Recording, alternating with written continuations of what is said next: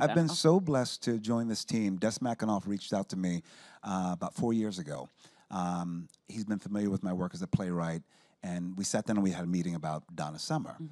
And at first I thought that he was actually, in any meeting, I always think that they're looking at me as an actor first. And I thought, well, what role is in this for me?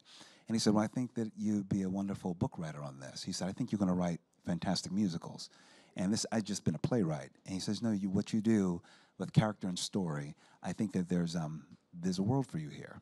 And I agreed, and I thought, with Donna Summer in particular, I think I have something to give to it. And I have questions about it. How do we take icons out of their iconography and make them very human?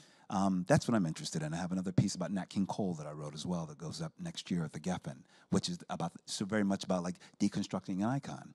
So with Donna Summer in particular, I got to know her family. I got to know all these private things about her that you would, I think in someone who's a legend like Donna Summer would want to give to her fans. I think the piece is not cynical at all.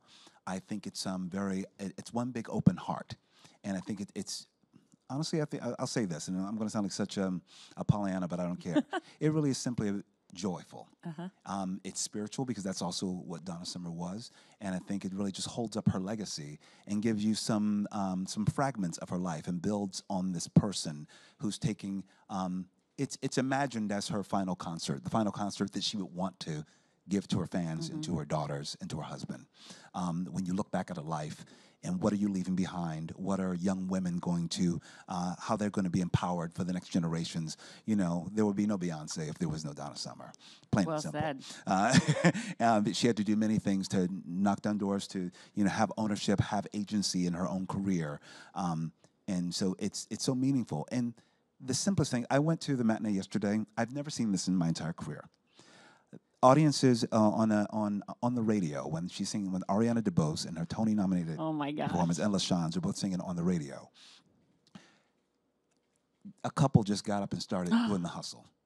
And then, then it gets better. And then at Last Dance, which is really the cherry on top of the show for me, suddenly my friend Sharon Washington went with me, elbows me, and she looks over, and there's a couple holding each other. They're holding their faces quietly, as if they're in their own living room. And they're just singing Last Dances. They're performing that, and they're just having this beautiful, intimate moment. I almost started crying, and everyone was singing along to songs. It really is. It's such. I think it's simply like it's not a show for cynics. You got to come in just wanting to have a good time and be taken to heaven.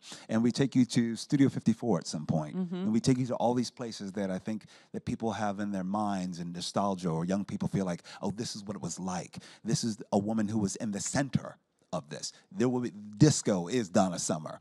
The 70s, but she owned the 70s and 80s. And I think it's been such an extraordinary ride, and for it to not only play at La Jolla Playhouse, but then move to Broadway, especially in this culture that we're in right now. It's very much a female-centric show. That was very much on the minds of Des and I and Robert Carey, that we wanted to make it a very female-centric show. It's written by men, but more than anything, I want it to be so female-empowered. All the shows I write are very, feminist in some way. But this has a 75% female cast and a 95% female band as well. Wow. And so things about that's important to me. It's also important.